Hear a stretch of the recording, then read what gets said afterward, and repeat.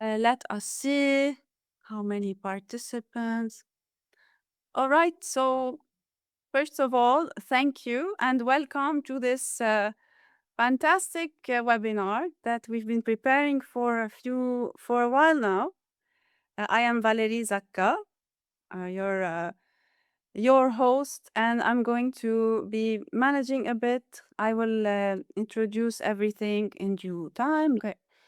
So, welcome to the webinar on upgrade your leadership skills for times of crisis. So, this webinar has been designed with the emotional intelligence EQI framework as a basis because as I took the training a few months ago and got the assessor, yay, the assessor certification, which is a big stepping stone for me. I realized how important emotional intelligence is throughout across all sectors, all industries, and really in any place of our lives, but specifically in the workplace. And the EQI framework supports professionals in developing their emotional intelligence in the workplace. So why are we offering this training and this, if you want, capacity building through the industrial kingdom, which, as many of you probably know, but for our participants who don't know, we offer consulting services, trainings, workshops, and technology and automation to manufacturing and agribusinesses across the MENAT region. We are based in Beirut with the activities across and specifically in Lebanon and Saudi Arabia. So, why many people are telling me, Valerie, especially, and also Tony, in our latest podcast we did together, Tony is a podcast host of the Courage to Fall podcast. He asked me, how are you, introducing this? Why did you choose EQ? I mean, it's viewed as a soft skill, and you are dealing with rough industrial environment, machinery, and also, with even with our trainings, they are about process optimization and more industrial and industrial applications. So I told Tony, and this is what I've been kind of started preaching lately, that emotional intelligence is even more important than in other places in the industry right now because of the transition we are witnessing, if you want, with the AI, the automation, the upcoming robotic transition. So teams and especially leaders need a framework and a supporting system to introduce these changes and ease their teams through these kind of more volatile and uncertain times. How to choose, how to involve the team, how to make it more accessible and acceptable, and so on. So, and of course, the in the Middle East where we are right now, and this is the focus of this training, the crisis.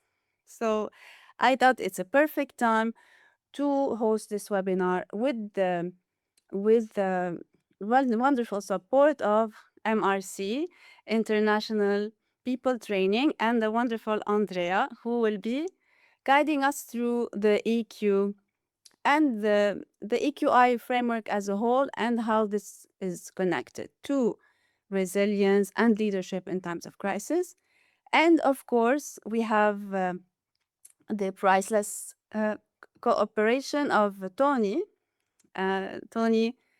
who has been also leading a lot of entrepreneurship and venturing with the entrepreneurs on their new projects and supporting them through their path.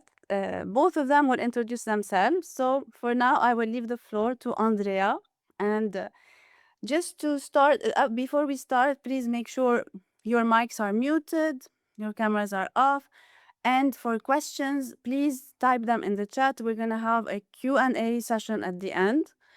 If you need anything translated فينا نحكي اشياء بالعربي انا وتوني اكيد مش اندريا بس فيكم تطلبوا اذا حدا حابب يستفسر عن شي باللغة العربية كمان فينا نترجم. So without further ado, Andrea, we are listening. Well, thank you very much, Valerie. It's an absolute pleasure for me to be here today. I am Andrea Vaughan. I am connecting from Spain today, from Madrid to be more specific. And I am a communication coach and corporate trainer. I specialize in training soft skills, although I prefer to call them power skills. It's the new hype Yeah. at the Mm. moment. So, because it gives you um, tools that are essential for what I believe is leadership of today. Leadership has evolved a lot in the past few decades, and right now there's nothing soft about the skills that are necessary for leading. And today, actually, would you like me to go ahead and share the presentation so that people Yes, please, can please. see? Okay, let me see. Let me make sure that I am doing the right thing. I want my pestaña. No, wait.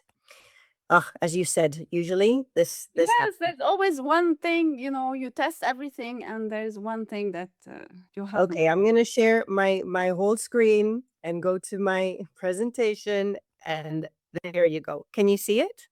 Yes, it's Okay, perfect. it's perfect. Thank you. I love that. I love that it's perfect.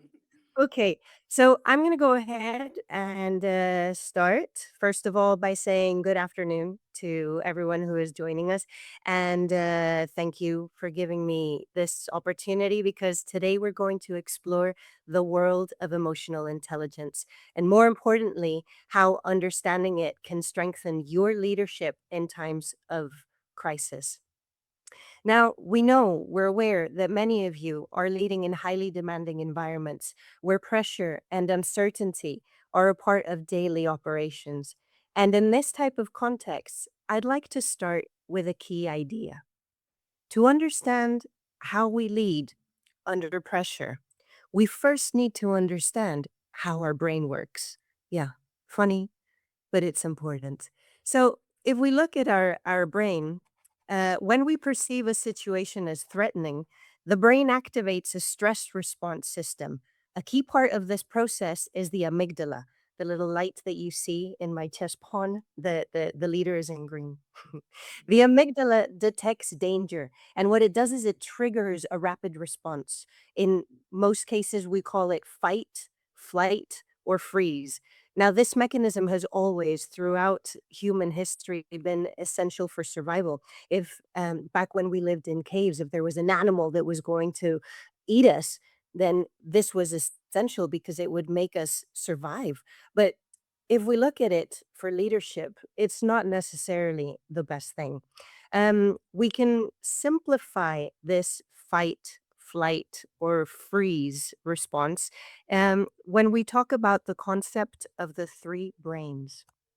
The instinctive brain reacts automatically with very little thought process going into it.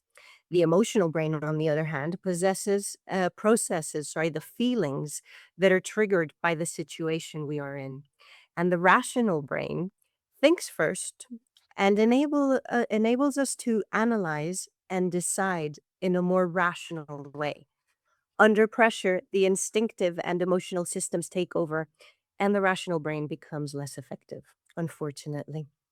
And this is when we see impulsive decisions. We have disproportionate reactions and lack of clarity. And this is why, when we are in times of crisis, like the ones that we mentioned earlier, we don't really lead as we know. We lead as we are functioning emotionally. And this has a direct impact on our teams. And this is where emotional intelligence becomes critical. In demanding environments, like the ones we have just mentioned, we consistently observe similar patterns across organizations. Managers are under constant pressure, teams lose focus or motivation, and decisions are made faster. But this doesn't necessarily mean that they are better decisions. This is especially true in industries such as manufacturing, operations, or logistics. Like Valerie mentioned, what can emotional intelligence have to do in the industrial kingdom? Well, you'd be surprised. It has a lot to do because in your sectors, the pace does not stop. It continues. It is a constant thing that is happening regardless of external conditions. In this context, the role of the leader must evolve. Leadership is no longer about results. Leaders become the regulators of energy, focus, and trust within their teams. Because there is a key reality.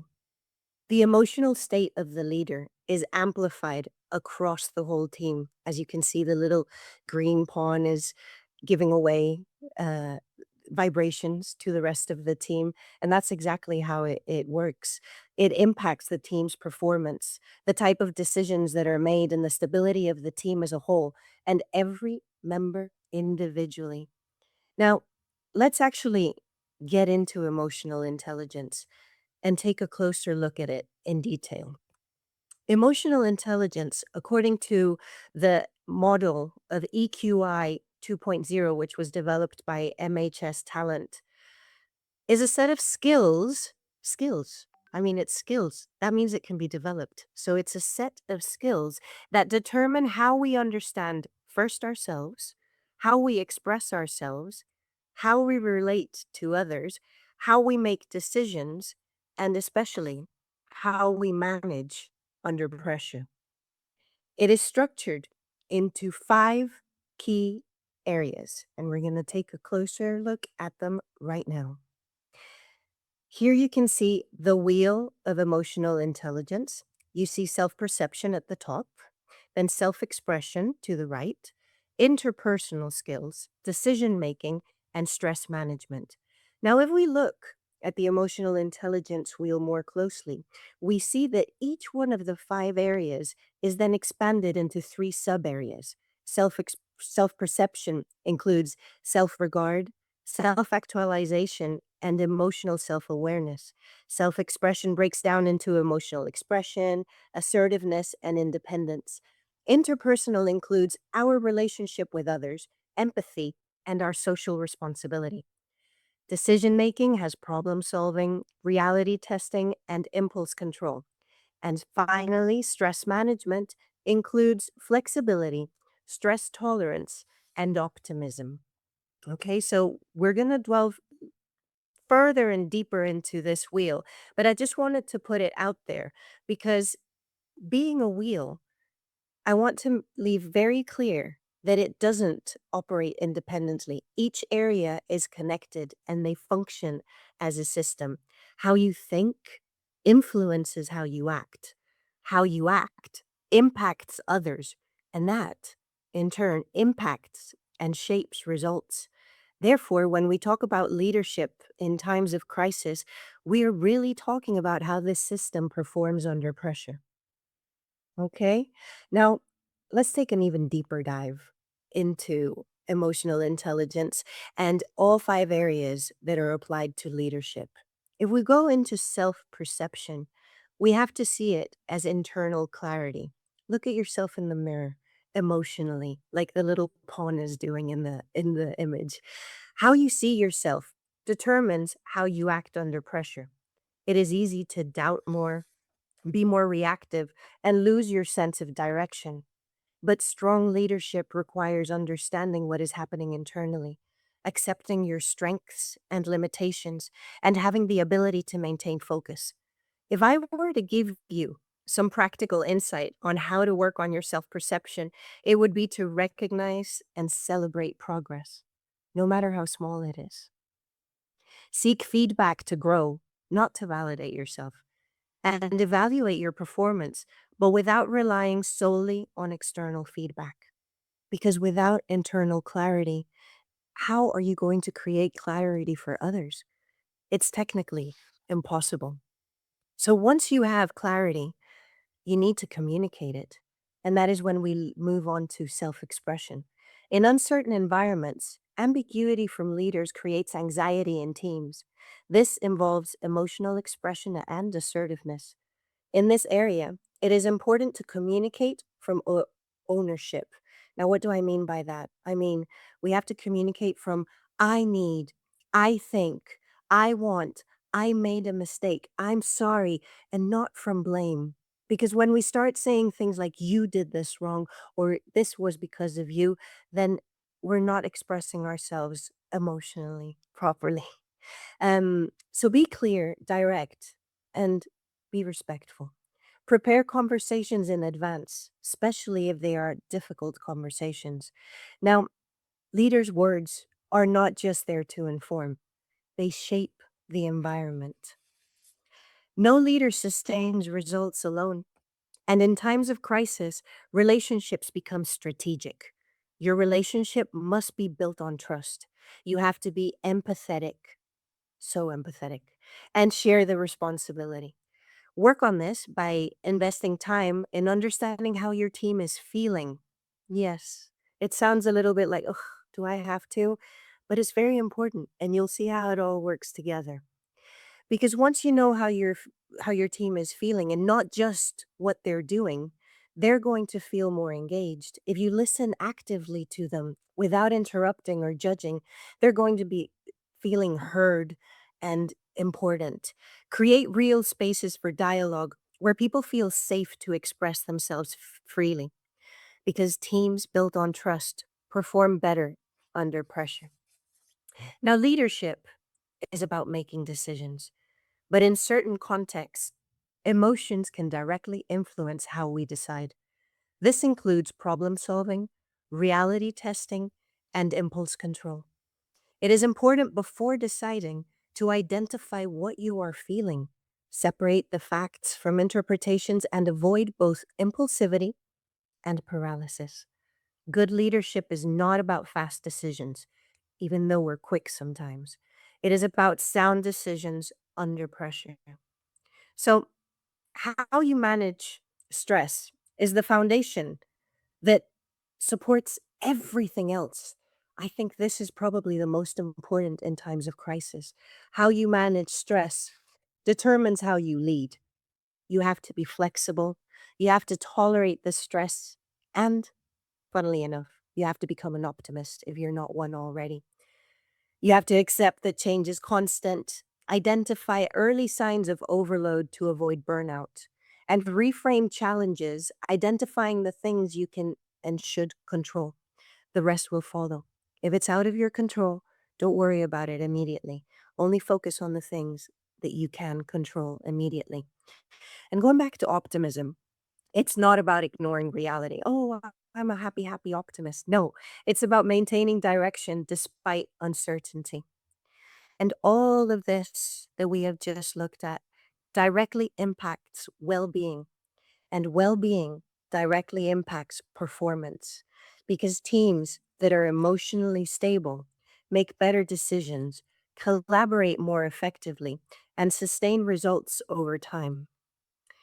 Now, I'd like to close with one idea. Okay, let's go to that idea. In times of crisis, leadership is not measured by what you know, but by how you respond, how you think, how you decide, and how you impact others. All of this can and should be developed, because the beautiful thing about emotional intelligence is that it's a set of skills, as I mentioned earlier on, and skills can and should be trained and developed. I am a trainer for soft skills or power skills, and I can tell you that one of the most powerful skills that I have ever trained people in is emotional intelligence.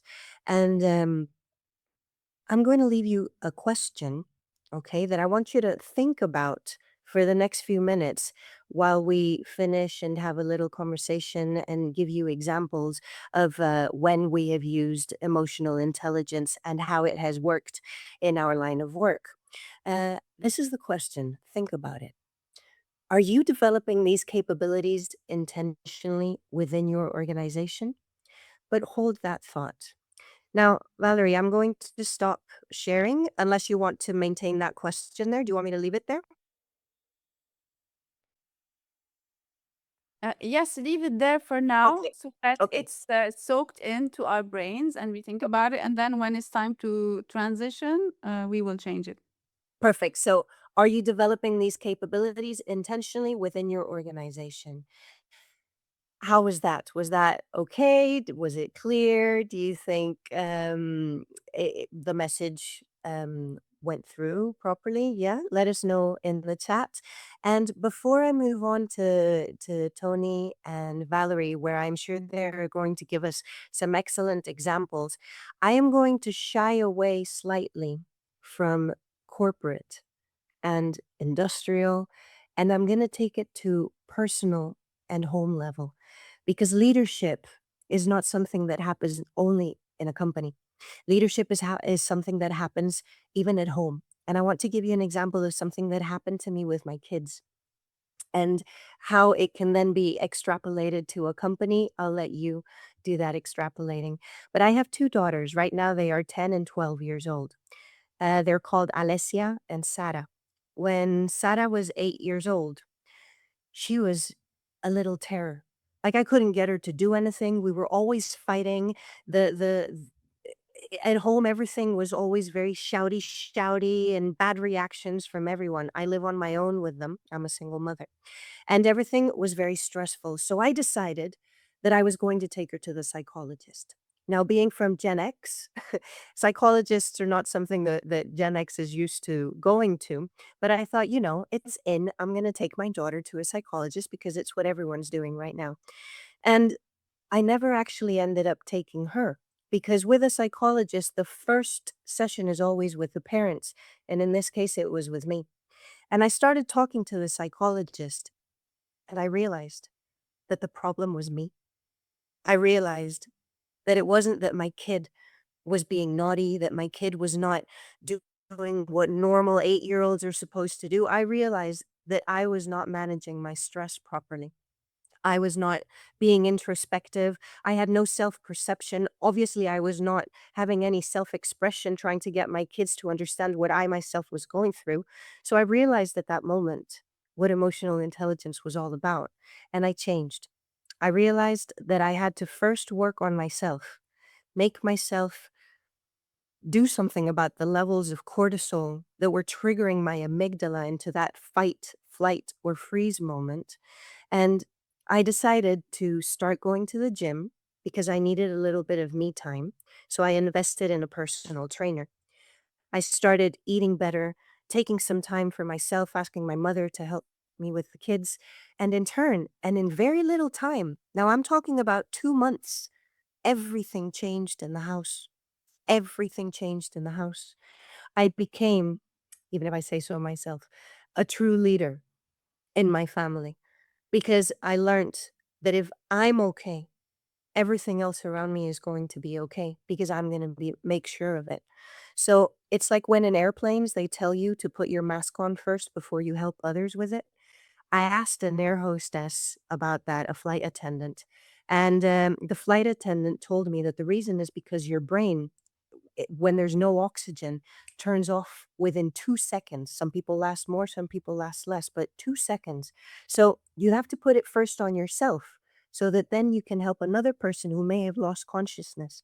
But if you lose consciousness first, you can't help anyone. And with that metaphor, what I mean is first lead yourself, understand yourself, know yourself. Then you can learn how to express yourself to everybody else. And if you don't learn how to tolerate your own stress, you will not be able to do it with everyone else.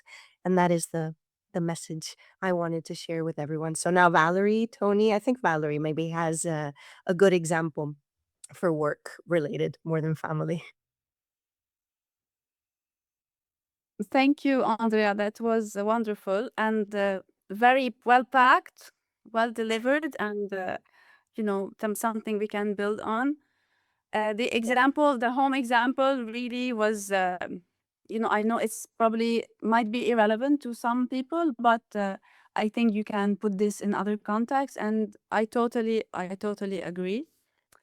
Like to share for me, I've always been super aware of emotional intelligence. I have that kind of skill naturally, but this program helped me really understand why do I have the skills, how am I using them, and how can I use them better or develop them more.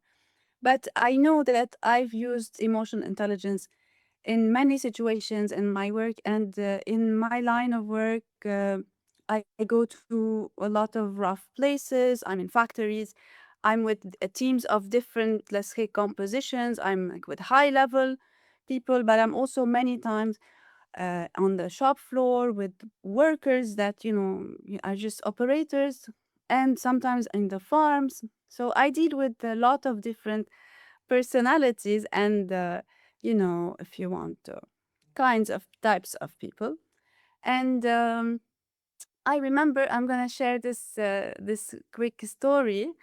One time I had a very very good customer, okay, a huge company, um, and we had this really big deal on the table. So I have also a great supplier on the other end from Turkey, and Turkish people are known to be a bit tough.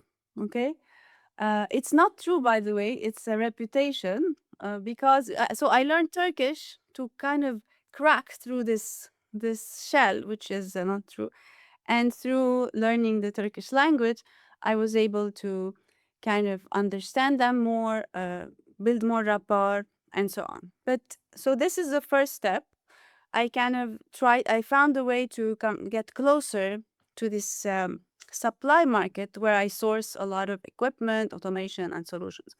But in that particular case, the client wanted these goods. They were like equipment, large factory equipment, and that supplier was perfect. The price point was good, everything was great, the specs were great, but they each had we had reached a place where they weren't aligning. So one was stuck on the delivery time, and the other one was stuck on payment terms. Okay, and I was there sitting in the middle, playing tennis or something like that. So I really, in that case, I will always remember this until till forever. I used so much emotional intelligence, so much understanding of where each one of them was, how I could bring them together, when was the right time to let them interface, and when was it not a good time to let them communicate. Sometimes they would communicate, and they were two tough men with the very like high positions, and they would clash. And I was the, if you want, the puzzle piece that put them together. And I explained to each one of them in my own way why the other one was stuck up on that particular case. And through that, now they love each other. It's a great business relationship. The first deal went through, and now it's an ongoing business. For me, it was a big success, obviously, because I made a lot of money of that deal. But the bigger success is that, at one point I thought, oh my God, I am losing this. And it's not just because I wanted the deal, because both of them will will benefit from working together. They were a perfect match, both very honest, very straightforward, high quality, and in mentality of quality work, quality delivery. So to me, this was a place where emotional intelligence helped a lot. And I know that a lot of people have it in them, but once you are exposed to the EQ, especially the EQI framework, you can work on that in a more systematic way and understand yourself. Where are your strengths in this? Where could you strengthen that aspect? And sometimes there are things that you can't work on a lot. You can work on something more than the other, and this is what the EQI framework can help with. Yeah, so this is for me. I know that Tony also, from his vantage point, having been a university professor, entrepreneurship university professor for many years, and now he's a business coach, adventure driven business coach. Like he is targeting very people in specific situations. Tony, we want to hear from you. I think the first trick is to get people to be ready. We can't hear you, Tony. Your mic is muffled. Okay. It's yeah, hey, can So long. Is it better now? yes, now. Okay. So I think the trick is once you get This them, always happens whoever once it in is, life. leaders, uh, the trick is to get leaders to accept, to be aware of whatever you're introducing. In this case, a skill set for emotional intelligence. The tricky one is to for them to be aware. Second, to accept to work on it. We're assuming that potentially while we're talking, because we are in it, we assume that everyone, yeah, let's go and do it. I'm not sure that this is obvious at all, and I think this is the first problem to deal with. Is and this is why we are having this webinar to explain more, so that leaders are aware that uh, there's a methodology, there's a framework, and if one word, and it's learnable, it's teachable, it's learnable, which is extremely important. So I think this is the number one issue, and it's not an obvious one. And I even dare to say that men are more resistant to it than women, because I coach both genders, uh, and I see that. But once the masculine is in and full fledged and saying I'm going to work on it, it's a bulldozer. With the feminine part, easier to absorb, easier to say, yeah, please let me work on this. Maybe I'm getting myself into trouble, but that's uh, that's what that's my first observation. So That's your the question is, specialty, Tony. hey, yeah, getting people and myself into trouble. Yes. So the trick now is how do we get leaders to be aware, to engage, and to trickle it down the organization. That's the most. And the fun part, and I'm sure Andrea, you're the most experienced with us on that front, is when you start seeing change in them and in their organization. Indeed. That's my first comment here. I agree. And also, I think one thing that shocks people a lot when they actually get into this and they take, for example, the test that EQI 2.0 offers is how fast these changes happen.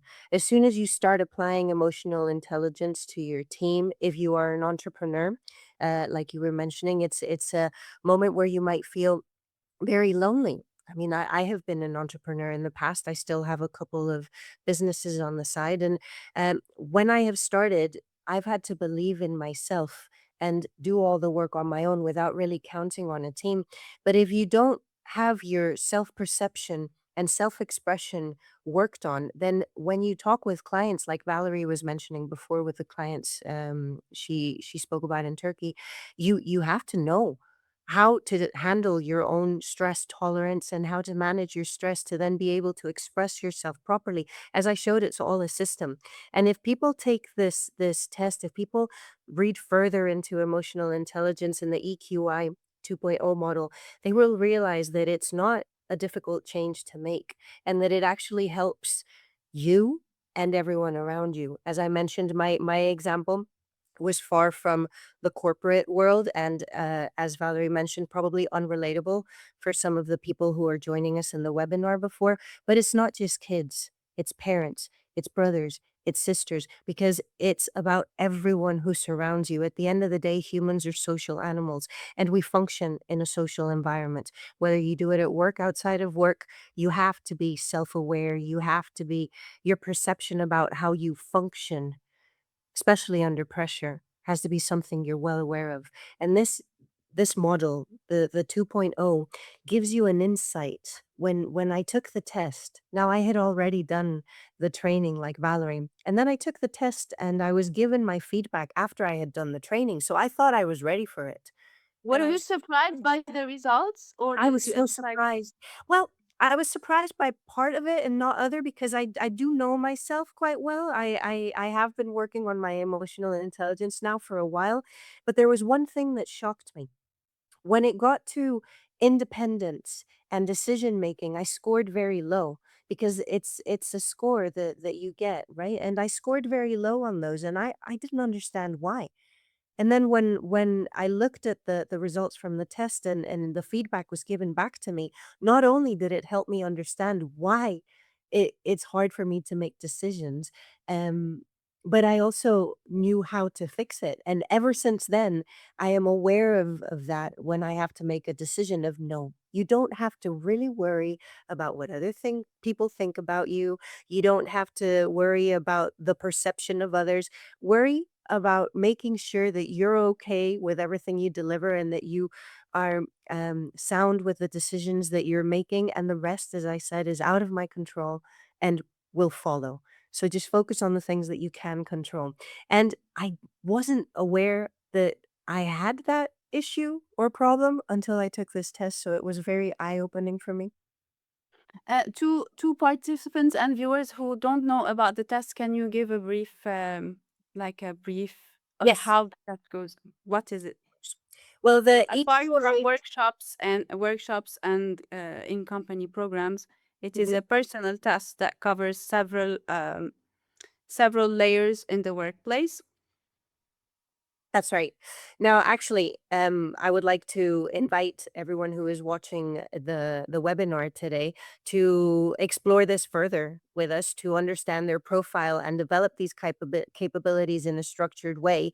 And I'm sure that Valerie, or us at MRC, as a team, would be very glad to help you out with that. Now, the test, how it works. It's a test that has a set of questions that are asked in a way that then shows these five different sets of skills, the ones that we have mentioned during the presentation: self-perception, self-expression, interpersonal skills, stress management. And it then gives you results which tell you how you score in these areas. If you score lower, it doesn't necessarily mean it's bad. It means that it's areas that need to be paid attention to, and that developing them might help you get better results in your work environment. So it's definitely a test that is worth it, especially if you're a leader and you have a big team. For me, like I said, it was extremely eye opening. And then with the workshops, if you have the test, if you've done it, you can then work on how to develop the skills that need developing and strengthen those that you already have good results in. And And it can be done on a company level yes, as with well. the 360, yes, it can And be the done. one that scares me the most is it's a scary one, is this 360. It's Mhm. because it's what people will assess you on, like, so your colleagues and supervisor and reporting, and the reporting staff. So yeah. So I want to Tony, تفضل. Interjection here. Go You ahead. know, in coaching, we walk with our client on a journey, right? So, uh, how I'm asking Andrea here, how does if you can enlighten everyone? So Mhm. I take the test, I get closer, I get my organization into the system, they're more aware. Now, what is the mechanism of keeping it alive?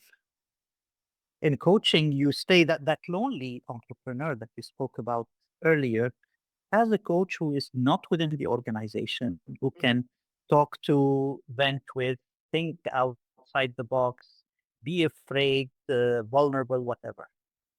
So in parallel, I think it works very much in the same way. As a corporate trainer, I also, or in MRC, we also offer coaching. Most of the times when we start coaching, this EQI 2.0 test is part of the initial stage.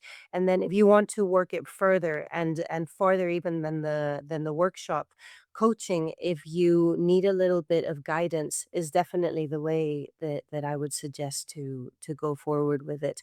Get a coach that is understanding of emotional intelligence, better even if they're certified in the EQI model. But coaching is always something that I am going to recommend for everyone. Coaching, mentoring. It's always good to have someone outside who can look see the forest for the trees and is not in the day to day to help you out with that. So I think that coaching is an excellent idea. Yes. Okay, we have a few questions. I'm Have going am I still sharing screen or no, no. okay. I stopped it. We have okay. We talk about leadership during crisis. Okay, listen up. We talk about leadership during crisis, but what about after the crisis or the challenging time? So beyond that. After the immediate crisis is contained, how does a leader move from crisis response to rebuilding trust, accountability, and culture instead of just returning to business as usual? Love it. Thank you, Simon. Thank you. Great question. Who's gonna answer that? Yeah, I think you've got that one, Valerie. You can No, go ahead. you. Me, okay. So how do you go back after you okay, let me find after the immediate crisis, okay, is contained. How does a leader move from crisis response to rebuilding trust?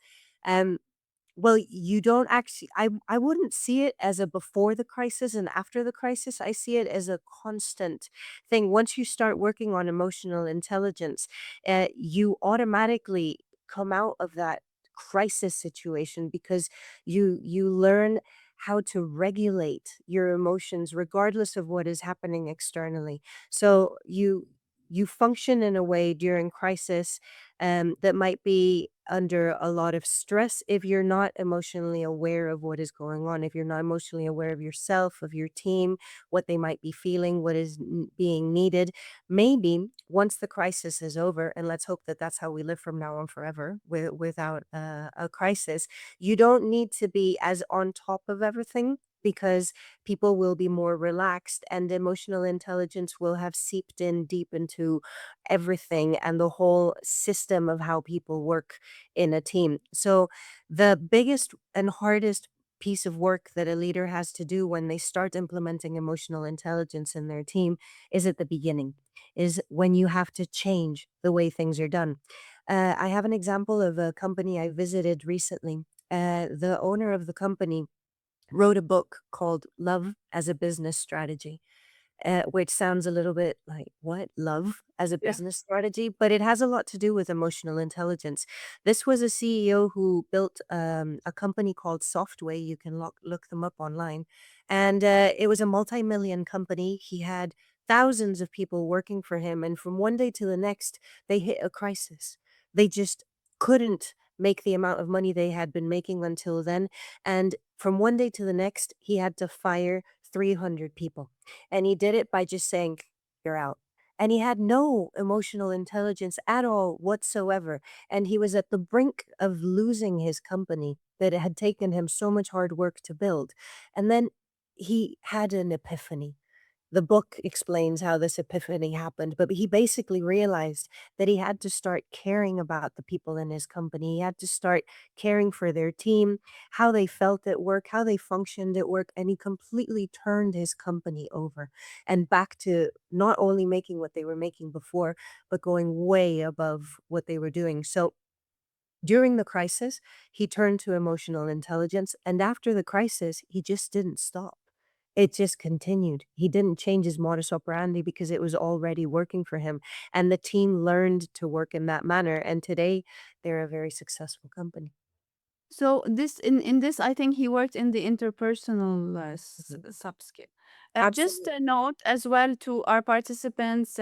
Tomorrow we will be sending you a feedback survey and a package, like a starter package about emotion, about the EQI model, to kind of keep the information we shared today, and also an EQI ROI report. So what is the return on investment, kind of, if you want, of the anything you were any program you do that involves EQI? How does it translate differently? How have international companies adapted EQ, like Andrea was saying, and what were the results that they've seen? So you will be receiving that, and also a list of further readings, then to kind of make a, form a better idea and understand more why we are calling in this EQ for leadership under crisis. And to build on what you said, I had a question, okay, in the comment, and it's like, in the interpersonal subscale, especially in the empathy. Mhm. I'm not gonna take too long, but I'm saying sometimes it's hard to listen to, when you're in a leader in a crisis situation, and you want to listen to your staff, to your team, maybe but it's hard.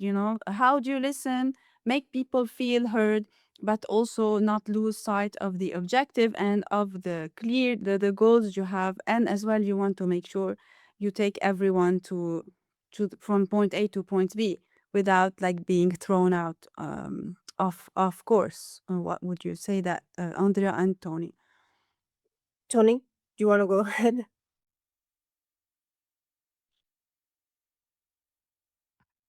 Is he there? Yes. I'm thinking of an answer. I'm thinking of an answer. Well, how would you listen? Go ahead. Go ahead.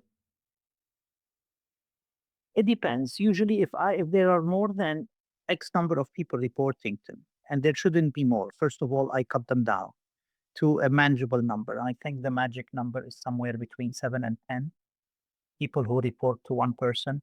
Yes. So number one, I make sure that no more than that number are reporting to me, and I'm talking to them.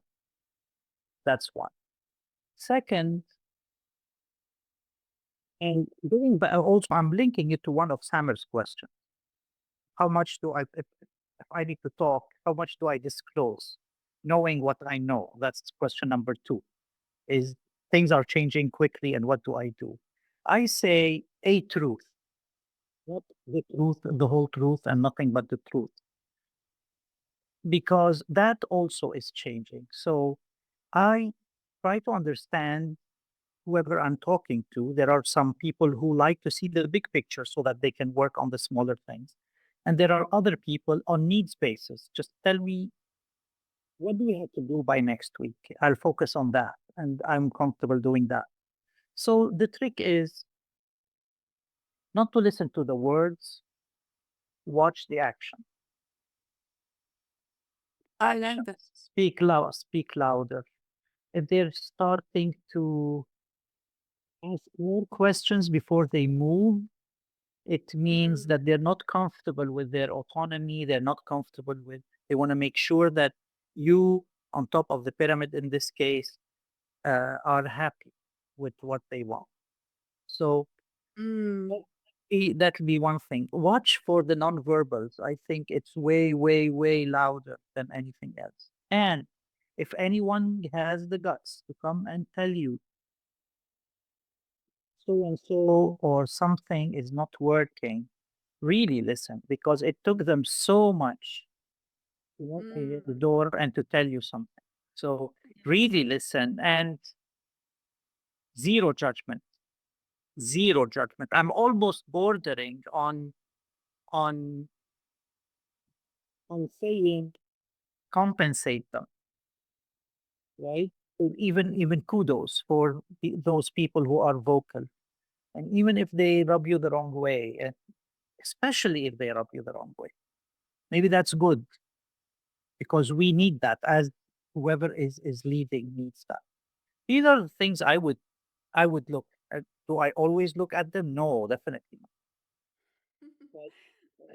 No, I don't. I don't. We all get busy, but it's amazing what uh, it makes you once you see something like this, grab it immediately because that's the tip of the iceberg. There's so much behind it. If it Yes. reached that point where somebody is usually calm and then all of a sudden is feisty, or somebody is very loud and energetic and the center of the office, let's say, all of a sudden they get all quiet.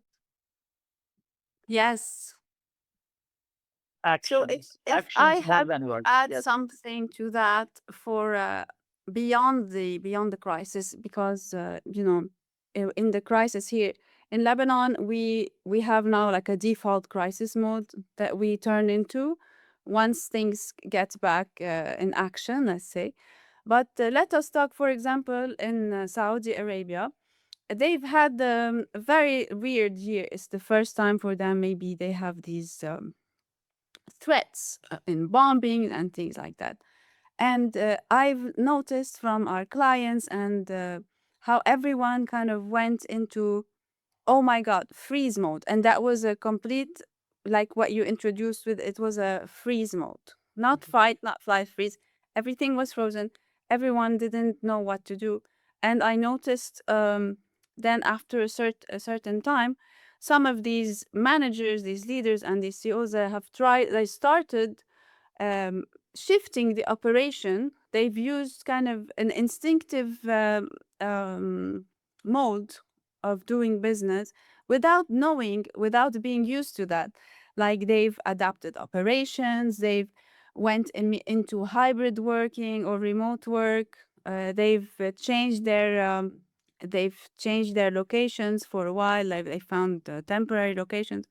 So I know these don't sound very emotional, but it is. They have employed emotional intelligence in assessing the in assessing how to deal quickly with this situation without stopping their operations for a while. Wait, Um, can I like do you have something else? I want to invite to. I mean, I see lots of familiar names, but I think with the experience and the knowledge of two of my friends here on the Samuel and Samuel and hold on, uh, Samuel and Andre. Both Andre? if they are listening, I'm sure their 1 minute intervention can say a lot because they've been around in the region and they know quite a bit. I'm sorry, Samar and Andre, if I put you on the spot, if you whatever. You put everyone on the spot. But you should be on the If they have podcast time, with if they have Tony. time. You will talk about things you never dreamed of talking about in public.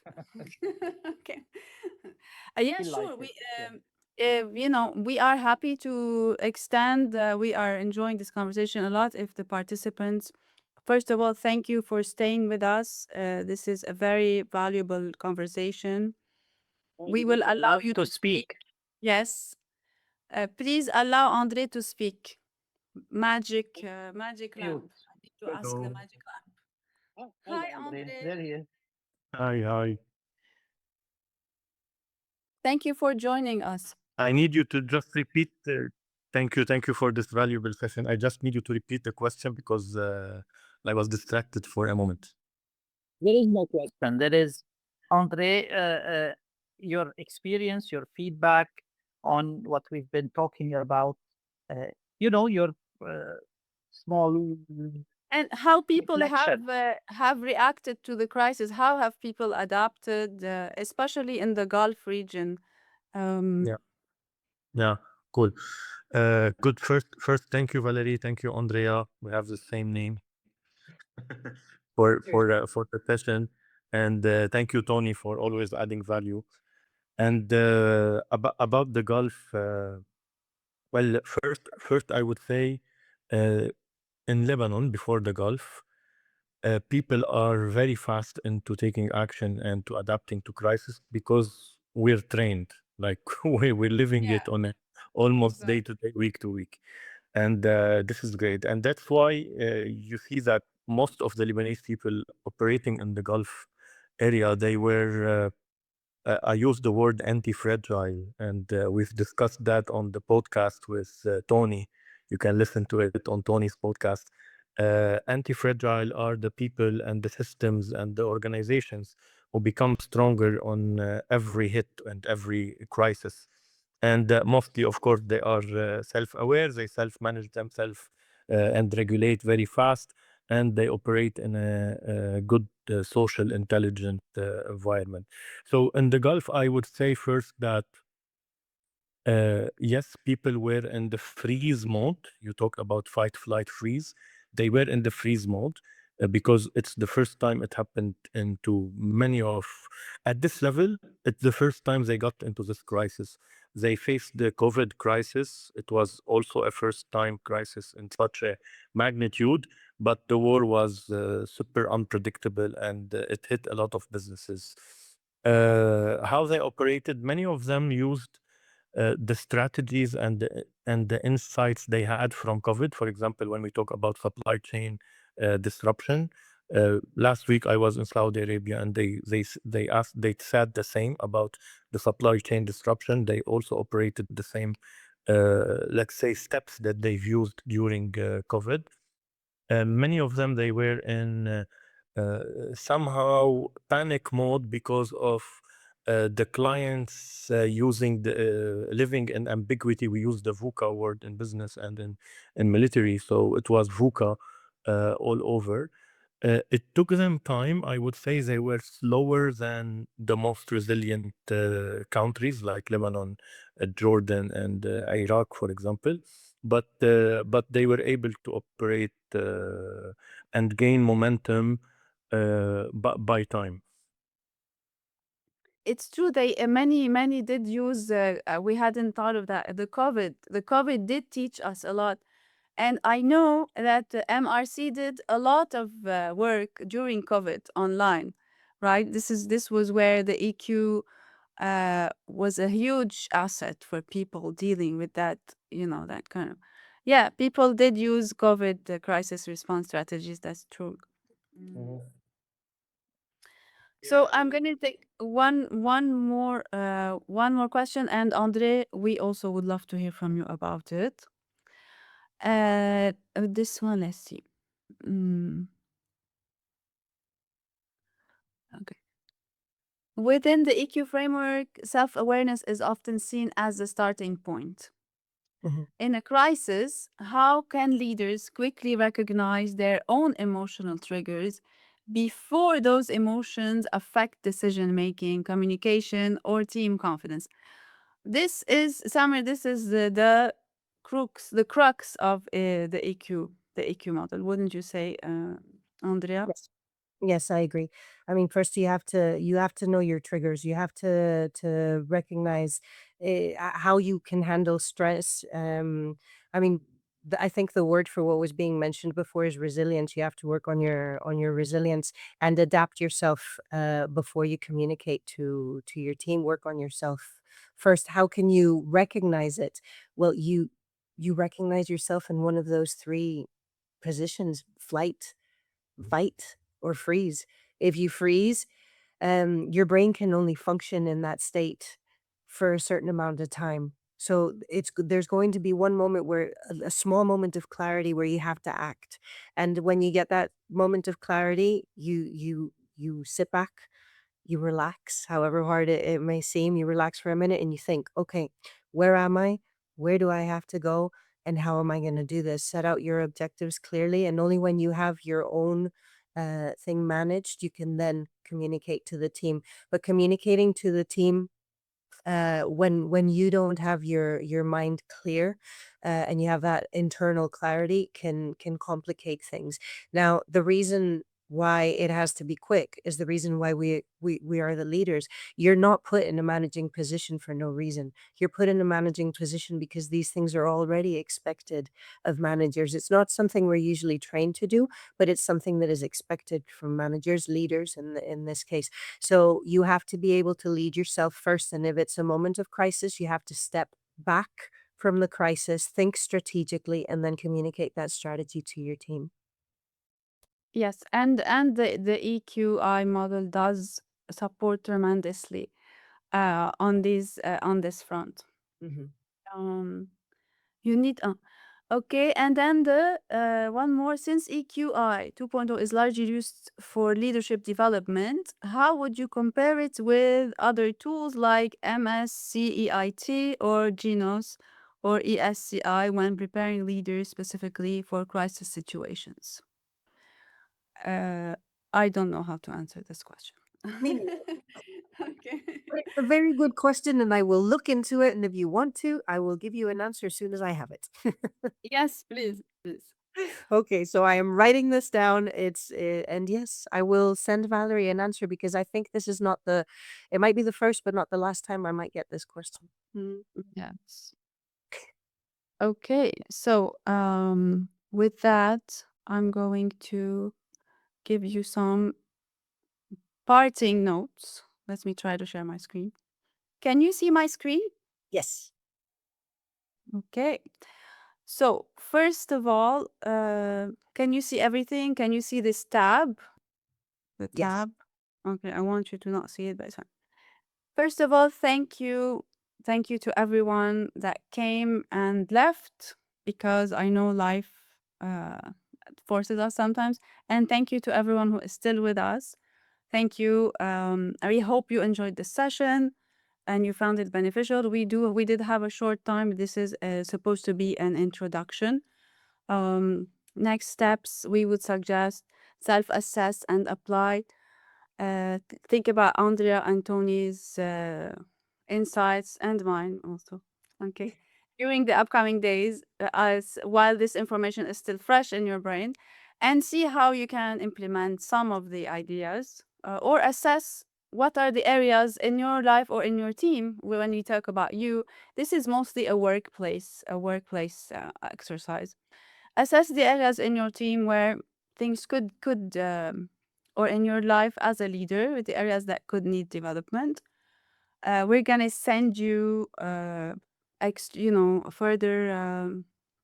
further reading recommendations. We recommend to explore this concept of the EQ and especially the EQI model. We will be sending you an email with the resources package to understand more and have that wheel, see different types of programs possible and what the ROI could be for yourself if you are developing your own career as an entrepreneur or as a consultant or as a team member or as a leader as well. Check out our website on the industrialkingdom.com. You can find a lot of valuable information about that. This video, the recording, will be up on our YouTube channel in about a week. So Caroline is listening here, and she will be she will be controlling when this video will be ready to post. We would love you to share it with your colleagues, with someone who can benefit from it, your partner, mother. Okay. And follow us on LinkedIn, Instagram, and Facebook on the Industrial Kingdom. If you have any doubts, concerns, ideas, we would love to brainstorm with you and support you with some of your, teams, human resources projects, or even your self-development projects. We can help you discover the available programs and assessments for you or your company. Email us, and we'll guide you through the best suited plan or next step for your particular requirements. So, with that, thank you so much. These are the ways to reach us. Also, everything will be on the follow up post and on the YouTube channel, including Andrea and Tony's contacts. And we hope you found this interesting and look forward to seeing you in future activities and in hearing from you for your projects and your questions. Okay. So that's it. Thank you so much. Thank you, Andrea. Muchas gracias. So Thank Andrea Thank is you, joining us everyone. from Spain. Tony is joining us from Riyadh, from Rio de what? Rio de Janeiro. Rio de Janeiro. So Riyadh for us is Rio, like Riyadh is Rio, but instead Rio de Janeiro, we call it Rio de Janeiro, which is beauty. All right, everyone. Thanks again, and good night. Bye. Bye. Bye bye.